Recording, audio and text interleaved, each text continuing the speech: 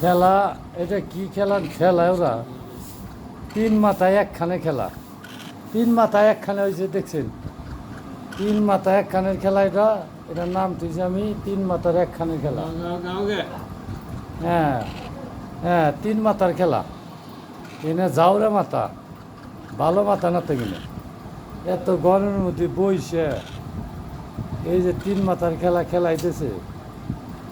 বুঝি না এটা একটা কপালে হাত ওটার মনে দুঃখ বেশি ওটার মনে দুঃখ এটার মনে সুখ আছে এটা সুখী মানুষ এটা সুখী এটা মোটামুটি দুঃখী